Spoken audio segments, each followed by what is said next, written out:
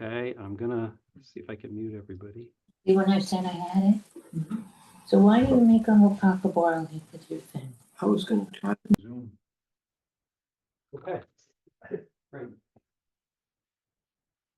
All right, everybody. Well, an August rainy night, so we don't have a huge crowd tonight, but we are recording it. So thank you for everyone who's here, and thank you for who is there. So I'm Ed Katz. This is our movie critic discussion night. We are doing Cinema Paradiso tonight, the well, it won in 1989, but came out in 1988. The Oscar for Best Foreign Film. Yes. And stick around at the end because everyone here is going to decide which movie we do for October. And that's our next movie because we're skipping September. I'm going to be doing traveling. So, and we may have a special guest, but it depends on which movie you guys want to pick for October.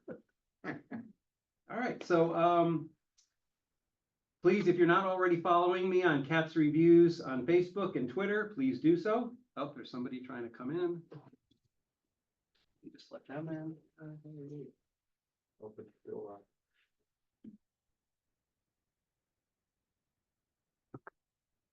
Really hard to hit these buttons. I don't know if it worked. Can't tell. Yeah. Okay. All right. That's your mother, right? Yeah. All right. So everybody, I hope your phone is off. That would be great. So from 1988, Giuseppe Tornatore's Cinema Paradiso. And by a show of hands, who liked the movie? Loved it. 2 hands. Okay, everybody, unanimous. We have a consensus. All right, Very great. cute. Very nice. Did anyone think it was less than satisfactory at all? Let me just put it that way. Or not very well done? Anyone? It was No. great. All right, excellent, excellent. Okay, good.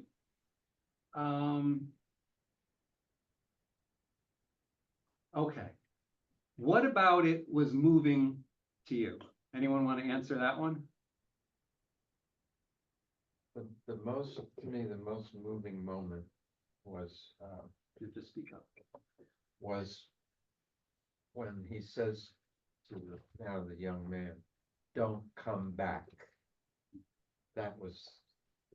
When and he Alfredo was told so- him, So adamant, Right. don't come back. don't come back, Yeah, right? yeah, that And he was- didn't, And he didn't. He didn't. 30 years. 30, yeah. right, right. And it was moving when he found out that he died and he's in bed.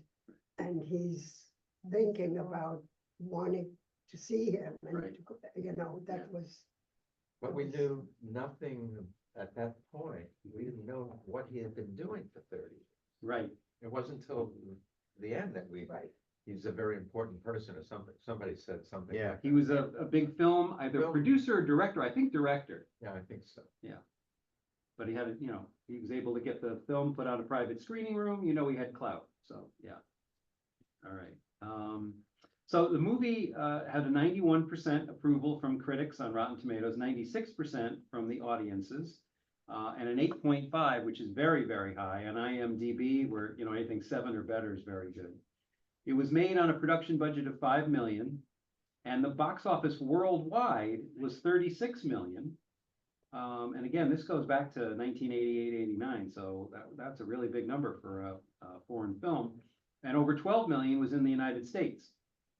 And Rotten Tomatoes, the critics' consensus said, Cinema Paradiso is a life-affirming ode to the power of youth, nostalgia, and the movies themselves. I think that's pretty fair assessment. All right, so now, who do you think was the star of the movie? I think there could be some debate on that, right? Was it Alfredo or was it Salvatore? I think the kid, Toto. When he was I think, yeah. I think the kid, Little Toto. whatever is Salvatore, whatever it is. What was his name? Toto. Salvatore Toto, Toto was his Toto. nickname. Yep, right. Okay. So now I want to go because there were 3 actors who played Salvatore. And Phillippe Noiret, who's a French actor, played Alfredo. And they did dubbing for all his Italian. Really? Wow. The interesting thing about the film, well, okay, They put there's the lots. two companies, the company that was Italian and the French one too. Right. I see them next Yes, to in each the other. credits, yeah, it was a big project.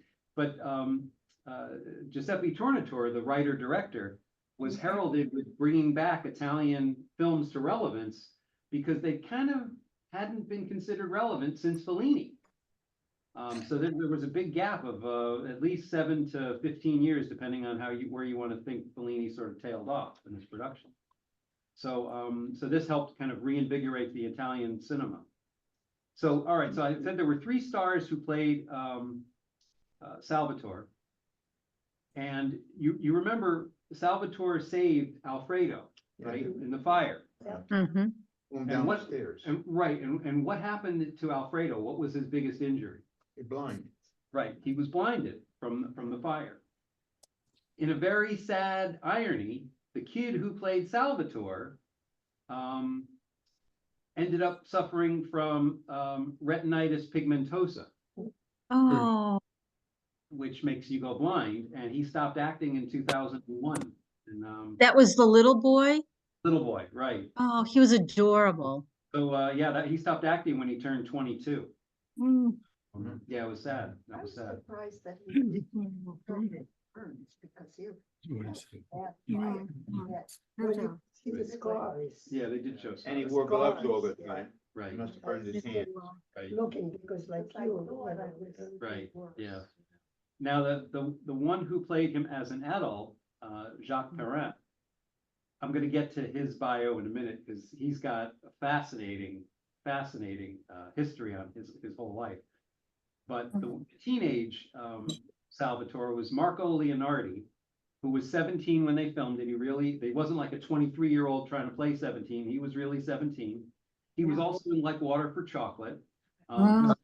In a bio picture in 2007 on the big soccer player Diego Maradona. So he played him, and he's worked steadily and still works today in mostly, Italian films.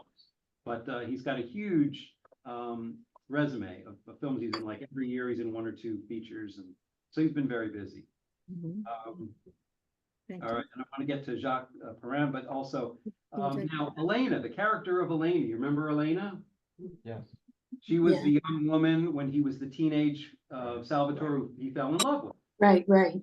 So she was played by, I had a problem with my printer, so there's a color on it, it's hard to read it. Agnes Nano, I think it is. So she played Elena. She was also in another feature later made by Tornatore called The Star Maker, which was a 1995 movie. That won the Grand Jury Prize at the Venice Film Festival. It was nominated for Best Foreign Film also. But, and I don't want to get too much into it. I spoke with Amy about this earlier, but did you stay to the end of the movie through the credits? Because there was something that happened at the very end that I don't know if you caught. So The woman, yeah, you saw her. her, but it was the mother. No, it was not the mother. Oh, You was saw It was how he imagined her having looking. aged at Yeah. that point. Yeah. Right. But I That's, did see and I the tried age getting movie. confirmation of that, Amy, and it seemed like that was what it was. Well, what was most, her most prominent feature were her incredible blue eyes. Right. And that older woman, they really zoomed in on those blue eyes. And that's kind of what made me feel that that's who it was. Yes, I agree. And now the interesting thing was, that's all you saw of the older one in the film version we saw. But there's actually 3 versions of this film. This was called the international cut. The director's cut is almost another hour longer and shows her part in it. But the critics did not receive the director's version as well as this version. And it was a joke where online some of the critics was like, well, this is one of the times the studio actually got it right. Usually when they cut it, the director's up in arms, everybody's upset, and they don't think it's as good. This happened to be the opposite was true. They think the studio did a better job. editing it for wider distribution. But she's basically cut from the entire movie that we saw, except that little thing at the end. And that's Bridget Fossey, who's a pretty famous actress and internationally on her own right. So I thought that was kind of interesting. And I was curious to see the full version, but it just doesn't seem like it's accessible to us here on streaming services in the United States. But I'll give you a little background on Giuseppe Tornatore. Well, all right, well, I'm talking about, let me go. There's witnesses. So Phillippe Noiret, I want to go on him first because he's really fascinating. I'm sorry. Right. Noiret is Alfredo, but I want to do Jacques Perrin. Table, because we couldn't get on. Can you guys put yourself on mute? I'm getting a lot of background from you guys. So Okay. Jacques Perrin, who passed away just 2 years ago, actually. He was born in 1941. French actor, film producer.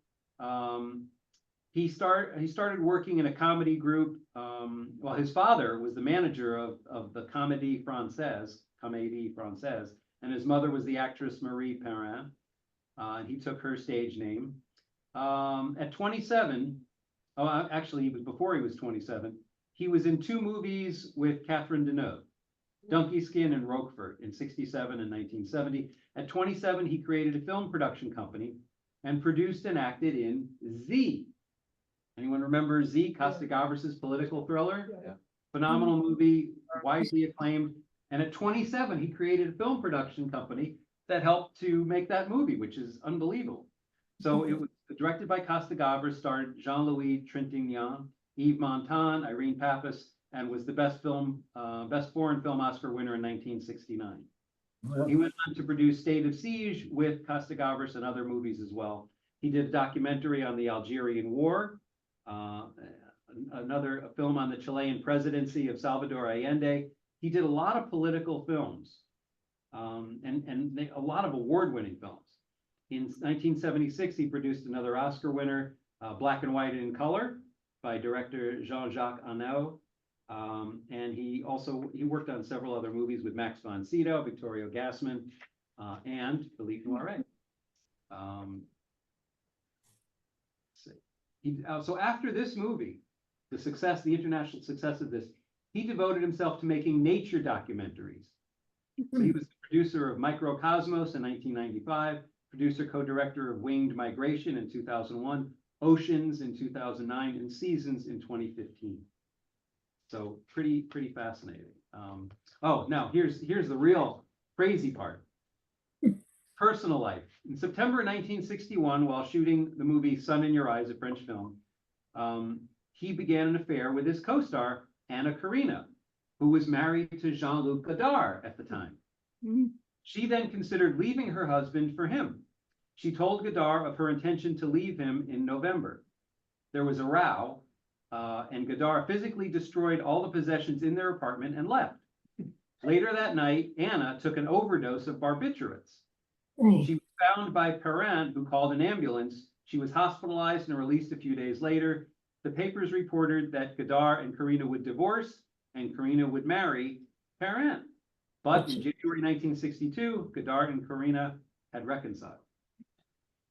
He ended up marrying, meaning Perrin, married Chantal Isabelle Laure Emmanuel Boulot.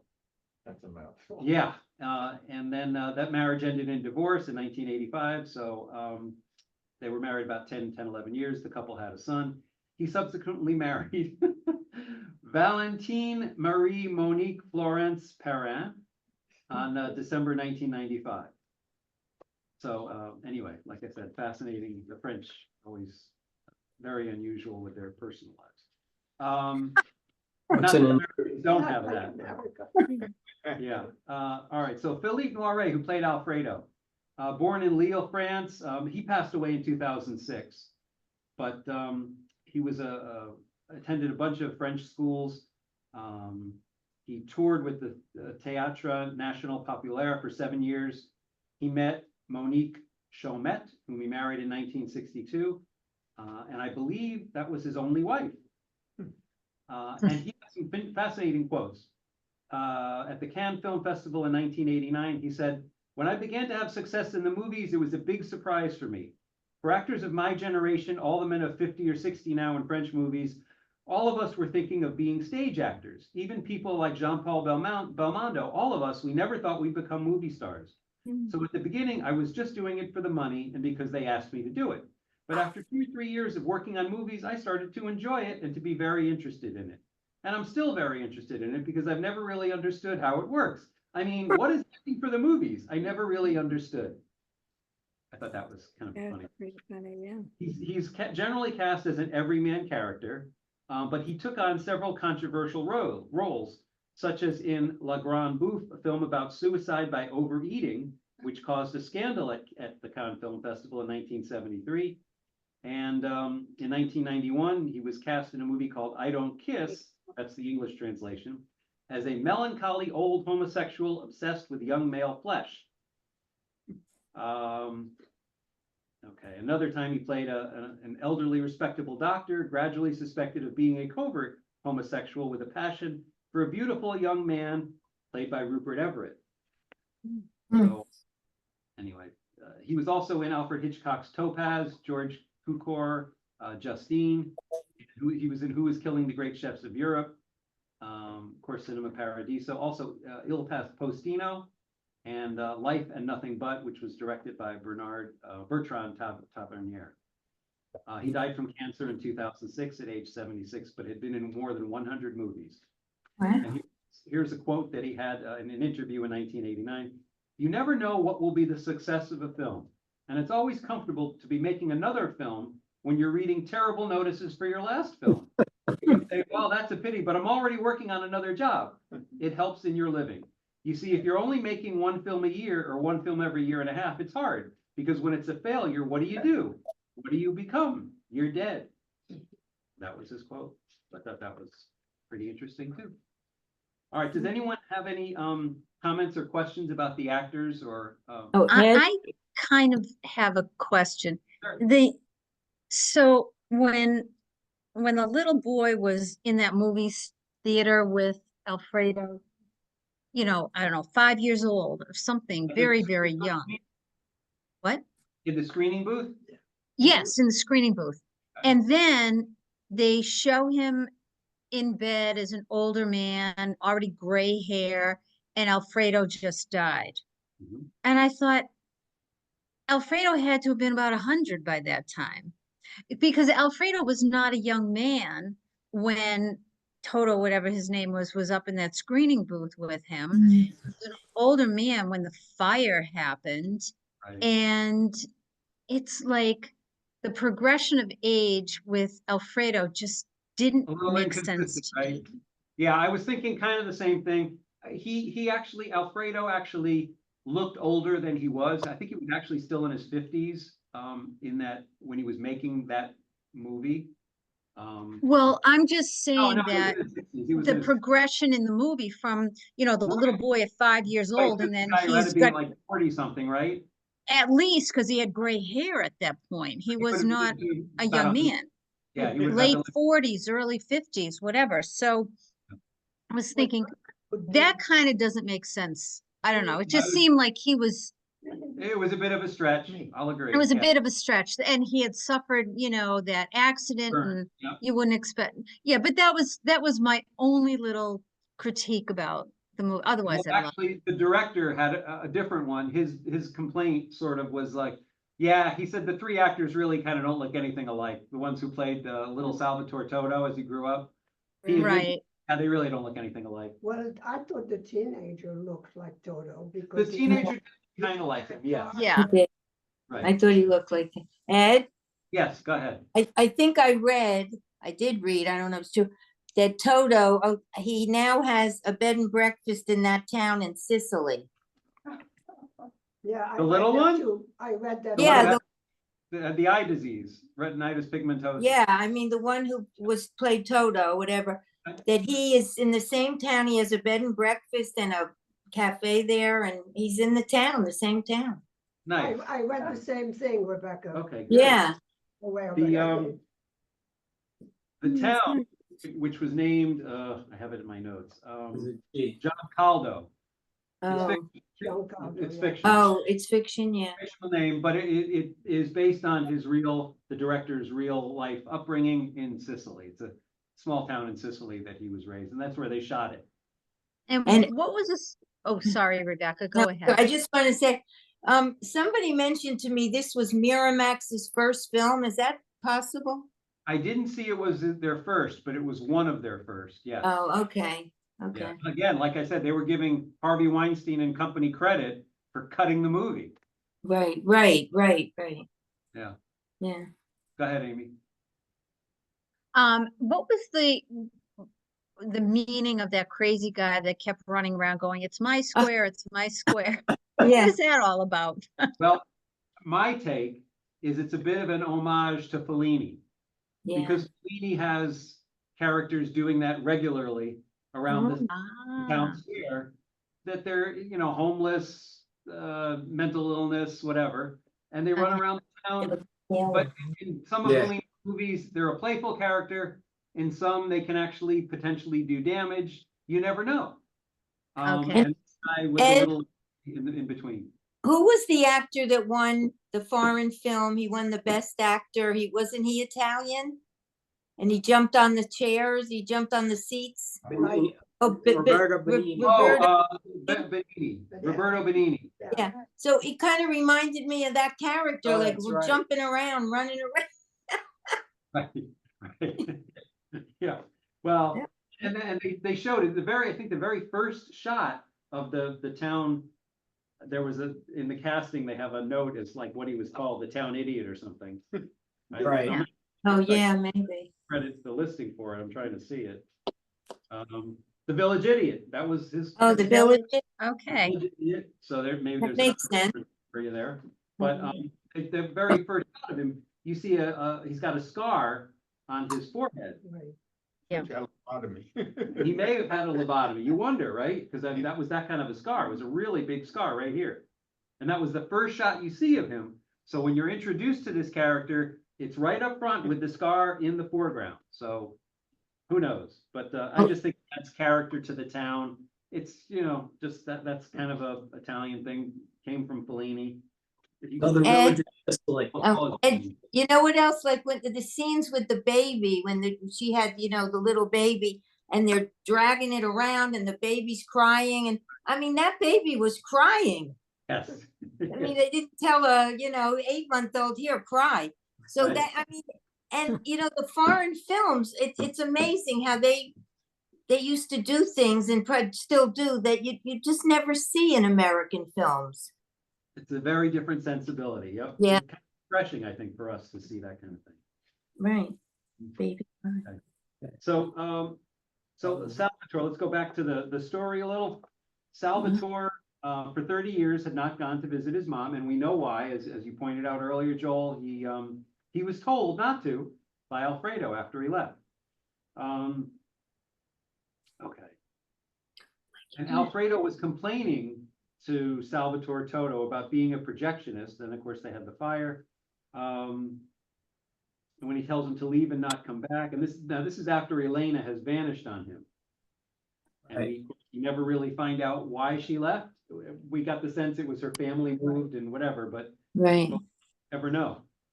So it's kind of a mystery. Definitely the family. So he does return to the town 30 years, and it just happens to coincide with the time that the cinema is about to be demolished. Mhm. Kind of a little metaphor on the circle of life and how it comes around and closes on it. And then, of course, all right, so I wanted to get back to when he first finds out about Alfredo dying. And he finds out basically from his Mother. girlfriend, who told him about the message from his mother. Right. And One of his girlfriends. right, very clearly one, because the girlfriend said the mother thought I was someone else, Right.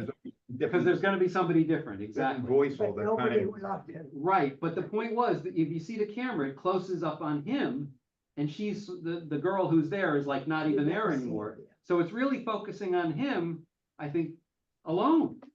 And that's kind of the point, is that he is on his own, he's really alone. Yeah. He may have relationships, but he's really alone. So I think that's something that the Tornatore was kind of going, working through, or kind of Right. one of his motifs. All right, so there's an article on a site called slashfilm.com by Lee Adams. I don't know if any of you noticed it. It's called Cinema Paradiso Ending Explained. And then it says, whatever you end up doing, love it. I thought that was interesting. Oh, I didn't even go into, I'm sorry, I gotta go back. I didn't really do Tornatore, because he's had a lot that he's done, and he had some pretty fascinating quotes. Yeah, I did skip that.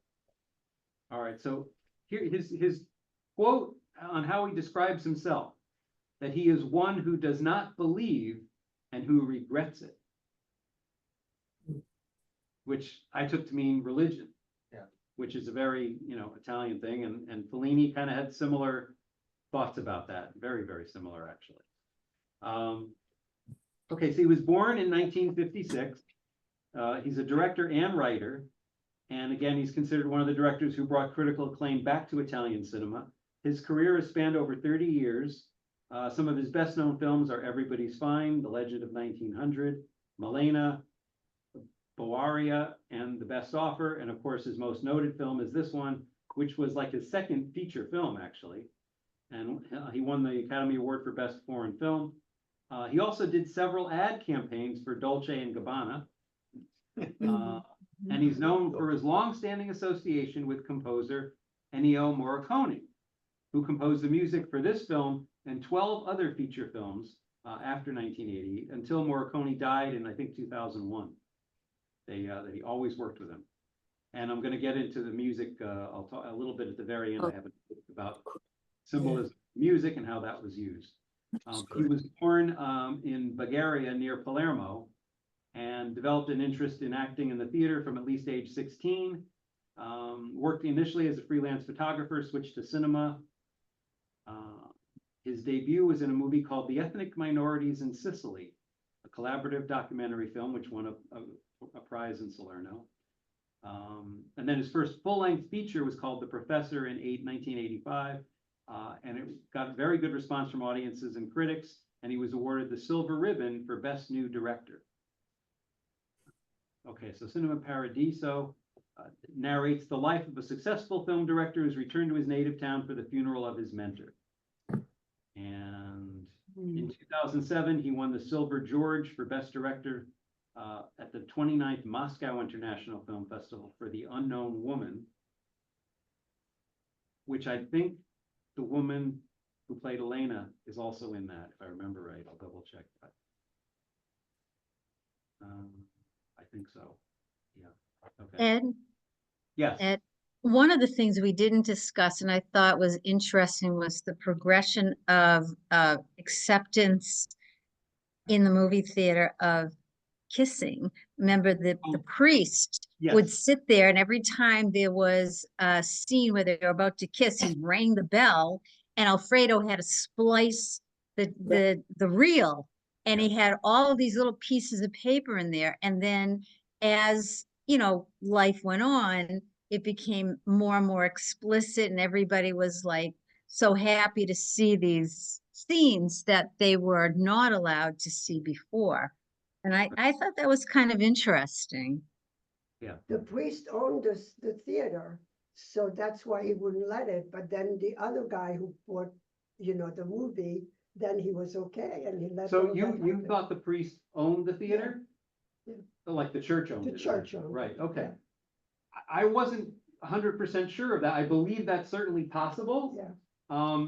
Because why else would he and not the mayor have the clout to make the edits for the make- film? Right. But I so think that's a comment think- on the power of religion in the small towns in Italy. Well, Right. I think it had more to do with the power of religion that the priest really ran things in the town at that point. It was Exactly. very religious, and they couldn't screen a movie until he saw it first. Right. I didn't get the sense he owned it. I didn't get that. I just got out of that Someone the gave him the church power. had The they had a church very had strong power, influence. right, to make those Power. decisions, to edit the movie. Right. The only reason why you might, I wasn't sure whether he owned it or not, but when they had the projector on the wall outside and the priest turned around and said, only charge them 50%, half price. And the Right. priest was trying to collect money. Yes, so that does kind of indicate that He they own must the have- theater. whatever- So Then, it then I could think be. the mobster rebuilt it and owned it afterwards. It was shot in the movie. I couldn't hear that. What was that, Ben? The What did you say? mobster owned it afterwards. The Don for the village, and he was Right. shot in the movie at one of the movies. That somebody shot him, if you remember. There was a scene with the horses, and there was a shot. In the Yeah. theater. Then they put flowers on his chair. Yeah, right. Right. Yeah, Yeah. Sicily was known for that. for Sicily the was mob. very well known for Exactly. having wealthy families, yep, exactly. Really? I just want to finish up on him a little, on Tornatore. So some of his other well-regarded films, Everybody's Fine, which he made right after this one, has a 7.7 on IMDb. I was looking to see if there's a way to see any of these. Not really. It's really hard to find any of his movies on American streaming services. But A Pure Formality had a 7.5. The Star Maker, 7.4. That one you might be able to find, but it's a weird streaming service. And then The Legend of 1900, which was highly regarded, only had a 56 from the critics, but a 91 from audiences and an 8 on IMDb. And it has Clarence Williams III was in it. Anyone remembers the name? He was in the TV show Mod Squad. He was Right, Oh, right. wow. Terrence Williams, the yeah. black guy. Yeah, Hmm. Mod Squad. He with Monica Bellucci. He was Link. in, Link. Oh, Link. good. right. Monica Bellucci was in Milena in 2000, and that was pretty regarded film, 7.4. The Unknown Woman, also a 7.4. And then the Best Offer was another one. Oh, and he did a documentary on called Ennio the Maestro about Morricone, who did all the music, and that got a 90% and 100% from the audiences. And that was released in 2021, but it's an Italian thing, so I don't think we can see it yet. I thought the music in this movie was amazingly Yeah. beautiful. Was. And I think that's probably what convinced him, I got to work with this guy forever, and he did. Oh, it was so nice. Yeah. Beautiful. Yeah, I'll get to that. I got a critic has some great notes on that, which I'll get to at the end. Okay. All right, now I wanted to cover that, but where was the quote he had? Oh, I did give you the quote on his questionable belief in God. Okay. So this article by Lee Adams, Cinema Paradiso, Ending Explained, Whatever You End Up Doing, Love It. The section's titled Nostalgia with a Purpose, about the Alfredo and Toto relationship. And this movie was his passion project, this Lee Adams writes, tapping into his own experiences working the projector in his hometown movie house. And this was in the Hollywood Interview. I was lucky enough to grow up in Italy during the 60s and 70s and see such a huge variety of films, some masterpieces, some good, some terrible, that they were all an education for me. That was a time when you could see a new film by a master like Fellini, or someone like Dario Argento, who's famous for making very splashy horror movies, or a B-movie exploitation piece of crap. But I learned something from them all. Now, this author writes, some sniffier critics took issue with the film's heart-on-sleeve nostalgia, but Tornatore's sentimental look at the movie-going experience of old speaks to the present too. It celebrates the collective experience of movie-going, especially important in a small rural community where there are a few other sources of entertainment or culture, and the joy of sitting in a theater and sharing those silver screen moments with a room full of people, including a crying baby. The often predicted demise of cinema has yet to come to pass, but the way we consume movies has changed drastically since Cinema Paradiso was released. Even home rentals have become a thing of the past as they've been superseded by streaming services, and modern cinema goers are largely deprived of the variety Tornatore spoke of. Today's theaters can have a dozen screens, but the offerings have become far more homogenized, and the atmosphere in a sprawling cinema complex is far different from the communal vibe of local flea pits that have largely vanished from existence. His nostalgia makes this point, and he makes no apologies for his sentimentality. His passion for cinema permeates every second, and Cinema Paradiso is a film absolutely bursting with love. Now, they talk about the final scene. Salvatore returns to John Caldo for the first time in 30 years for the funeral of Alfredo. His mother is now an old woman, the town's changed, and his visit coincides with the demolition of the cinema. It's a sad day for the townsfolk watching the place that gave them so much joy reduced to rubble. Alfredo's widow tells Salvatore how much the old man loved him, following his career with great pride. He also left him an old reel of film, which Salvatore watches in a private screening room back in Rome. Alone in the dark, he sinks into his seat when he realizes what it is. All those screen kisses that Alfredo cut out of the movies years before, That was great. one after another. His tearful expression is a mixture of admiration, wonder, and adoration. Perhaps inspired by Toto's success as a director, Alfredo's kiss reel was his way of expressing his love for movies, creating a montage truly beautiful in its artlessness. He was an uneducated man, but his passion for cinema was pure, intuiting the right order of place this seemingly random collection of tender moments. The right order to place the random collection of tender moments. The cumulative effect of all those kisses is overwhelming, almost transcendent. The montage was also Alfredo's way of expressing his love for his protege in terms he knew he would understand and appreciate. And we see how important that message is to him as an adult. We sense Salvatore's lost touch with his roots and the unadulterated joy of movies he felt as a child, and those few moments spent watching Alfredo's smooch reel transport him from the plush screening room where he's alone right back to the rough and tumble Cinema Paradiso, leaving him awash with love and tears for his old friend and his childhood, wonderstruck by the magic of movies once again. Okay. So that, I think, oh, someone, Lene, got kicked off and is trying to come back in. 1 second. Wake him up. Yeah. Nudge him. All right. So I have the critics reviews. There's a whole smattering. Very hard to find a negative review. I thought there might be more because some critics just don't like sentimental movies. But I figure you got to be pretty, I don't know, hard person not to get moved by this. But okay, so William Stato wrote, one of the greatest Italian films, Cinema Paradiso is a special timeless classic that will make you smile and weep in equal measure. And this review was from July of this year. Wow. That's irrelevant. Wow. David Parkinson in Radio Times wrote, this is both an unashamedly sentimental rite of passage picture and a charming reminder of the lost magic of cinema going. Also, July of this year. Now this goes back to last year. That saw it. What, Ben? I guess we're not the only ones that saw it now. Right. Yeah, I'm surprised there were so many current reviews. In Atlanta, Terry Francis wrote, the story is drawn from the director Tornatore's childhood memories, presented here as a series of loosely linked episodes commemorating the importance of movies, of art, in the lives of people forced to manage on very little. He gave it 3 out of 4, and that was in May. And now here, this is an interesting comment. This is from, Epoch Times is a conservative publication, tends to be towards the religious.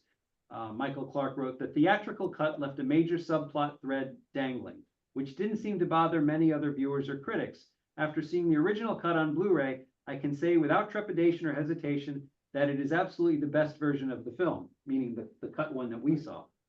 And that was in January of last year. In Miami, Renee Jordan wrote in El Nuevo Herald, never has the love for cinema been so clearly expressed without tricks or artificiality within a film. And that was in 2022. Tim Pauline in The Guardian, the skill of Cinema Paradiso happily manages to suggest such a legacy is not entirely evaporated. At any rate, I find the experience it offers an enchanting one. Again, also 2022. And then in 2021, Dennis Harvey wrote, by all accounts, this is one case in which Miramax's meddling appears to have actually improved a film. Now, someone else commented, Matt Brunson, Film Frenzy, who I've quoted a couple times before, he gave it a 4 out of 4 in 2021. He wrote, the theatrical version is a movie of extraordinary passion. In the director's cut, it's still an excellent film, just not a transcendent one. So I guess we saw the better version. And I wanted to find something where it wasn't, so overwhelmingly positive. Okay, so there were a couple of semi-mixed ones. Peter Bradshaw in The Guardian wrote, Cinema Paradiso is much loved, though I have occasionally been the man in the Bateman cartoon, the reviewer who confessed to finding Cinema Paradiso a bit sugary and the kid really annoying. That was in 2013, so a little older. He gave it a 4 out of 5 though. And then in the Daily Telegraph, Robbie Collin wrote, Tornatore may have hit a sticky wicket with his subsequent work, but he knew he was doing what he was doing here, warning us about the irrational lure of the filmed past, which is to say cinema itself, then ushering us grandly to our seats. That was in 2013. Okay. And here, this is a 3 out of 5 score from Antonio Quirk. Its confidence is staggering, and its commitment to a classic narrative that is also essentially a parable story, markedly unusual. They really don't make them like that anymore. But he only gave it 3 out of 5. I found one really negative review, and I tried clicking for the full review, but the original review was in 2013, and the website's gone now. So all I could get was the quote on Rotten Tomatoes, where it said, David Jenkins wrote, a bald-faced act of unalloyed, weapons-grade sentimentalism in which humanity is drained of anything with even a passing resemblance to a soul. There's one outlier everywhere, right? Yeah. I think he was reviewing another movie. All right, so I asked ChatGPT to talk about the importance of the themes, what were his big themes, and how it compares with his other films, which, as a general rule, I have not seen. Because most of them aren't available here, but a couple are. So, themes of memory and nostalgia. His films often explore themes of memory, nostalgia, and the passage of time. In The Best Offer, the protagonist is haunted by memories in the quest for something elusive, and like Salvatore's journey here. However, Cinema Paradiso is perhaps his most heartfelt and personal exploration of these themes, making it resonate strongly with audiences on an emotional level.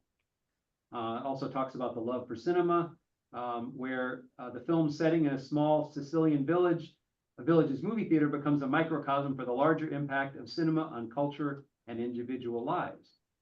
And then on character relationships, Tornatore often explores deep, complex relationships between characters. In Cinema Paradiso, the bond between Salvatore and Alfredo, which, as you saw in the beginning, they're battling. He's telling him to stuff it, the little kid, at one point, and he's kicking him out of the screening room a lot.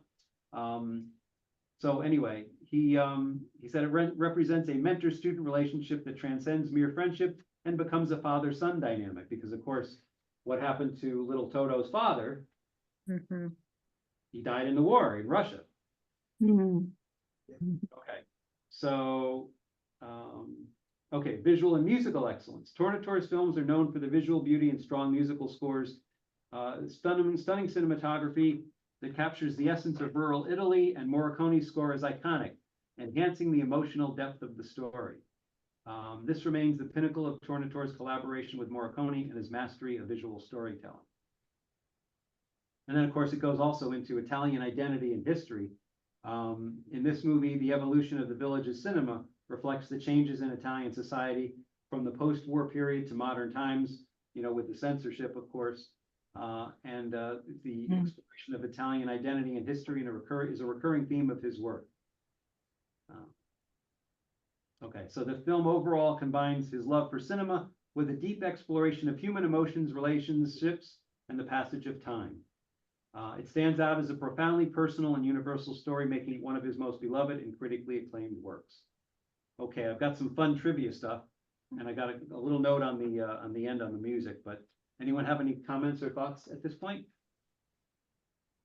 No? Okay. I just found it astonishing that little child was he 7, did you say? He was an amazing actor. How sad that he was not able to stay in that field. That's true, he was. Yeah. Yeah, he did for a while, through his teens, but then, yeah, he couldn't. Yeah, but he was incredible as this adorable little boy. So by the end of 1956, Italy had 17,000 movie theaters, the most in Europe. Wow. Phillippe Noiret, as Alfredo, said all of his lines in French. He He was later dubbed in Italian by Vittorio De Prima, and in the French version, he dubbed himself. The film was shot in Bulgaria, Sicily, Tornatore's hometown, and he drew on his childhood experiences for inspiration for the film. His intention was that the movie should serve as an obituary for traditional movie theaters like the one in the film and the movie industry in general. But after the movie's success, he never mentioned this again. Okay, the love theme in the movie was composed by Andrea Morricone, although his father, Ennio Morricone, who scored the rest of the film, arranged the orchestration of the theme. Now, here's another homage reference to Fellini. When Salvatore returns to his home and looks at the room his mother prepared for him, the picture on the wall is from Federico Fellini's 1952 film, The White Sheik, which starred Leopoldo Trieste, who had a small part in this movie. There's another cameo I'll mention in a minute.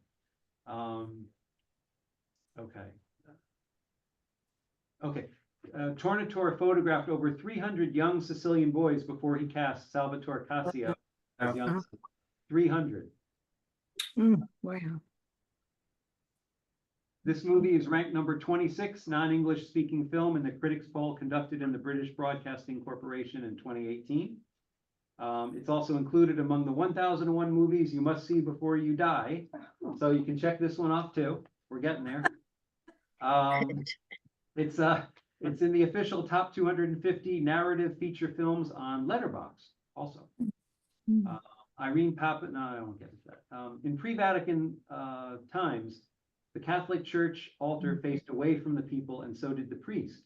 Some of the ornately decorated garments priests wear during the celebration of sacraments are seen here. All right. The plain black outer garment the priest wears for everyday duties is called a soutane or a cassock. The film that was interrupted by the summer thunderstorm, remember we saw Kirk Douglas running around? It was Ulysses. Oh, right.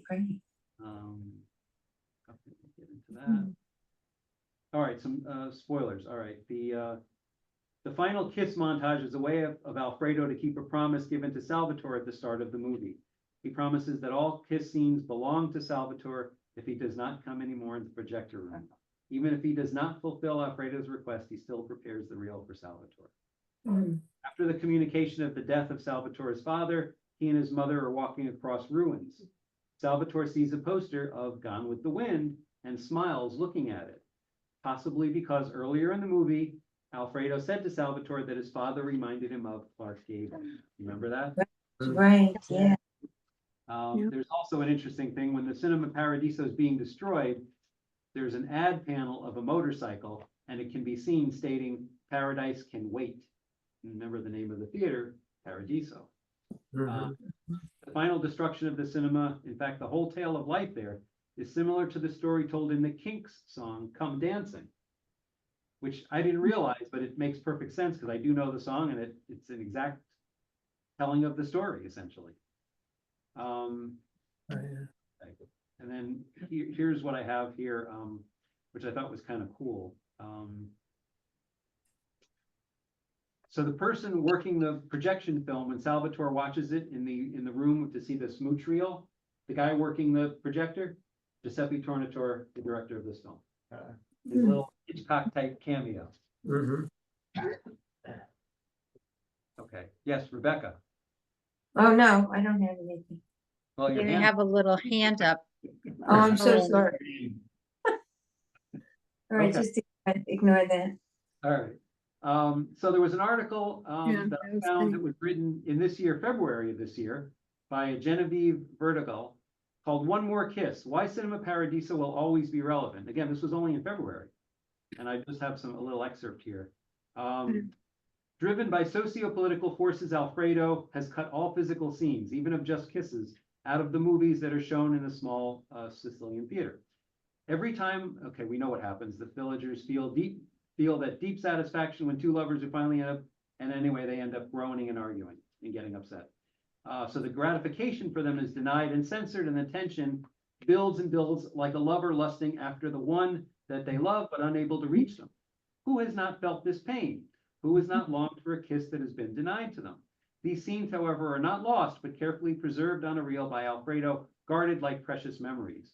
It is only in the final scenes that the adult Toto finds this reel and sits back in his cinema seat, no longer one of the 1950s, but of the contemporary era, that the reason for which we go to the cinema comes together. He watches scene after scene of kisses. How many of us would not say that our early understanding of what romance and lust comes from films?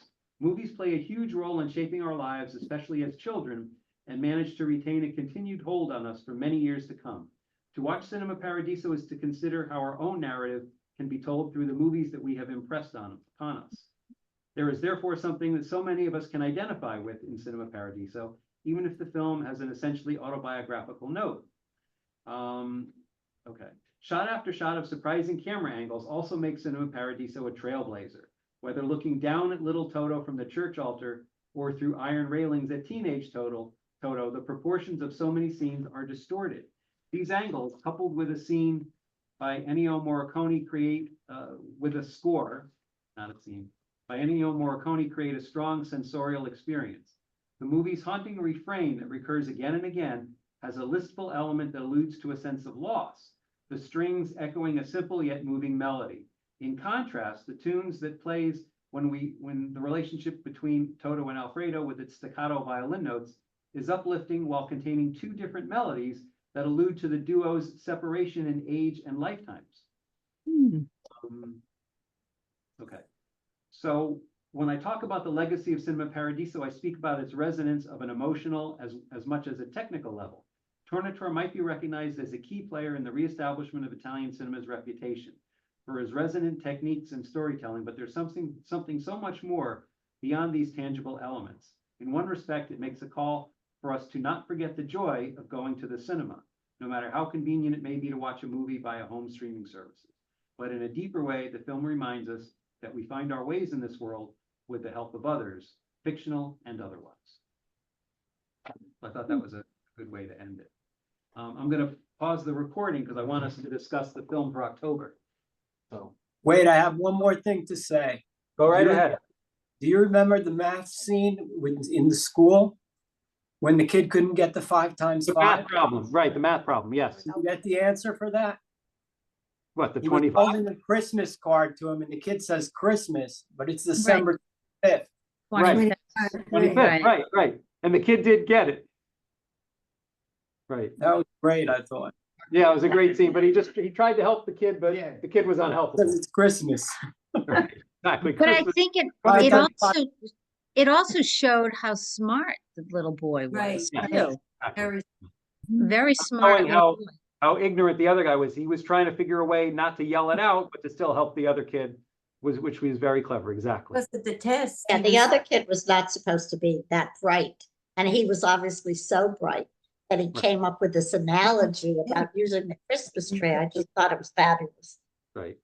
All right, well, thank you. Hold on, I'm just going to pause it for a second. Okay.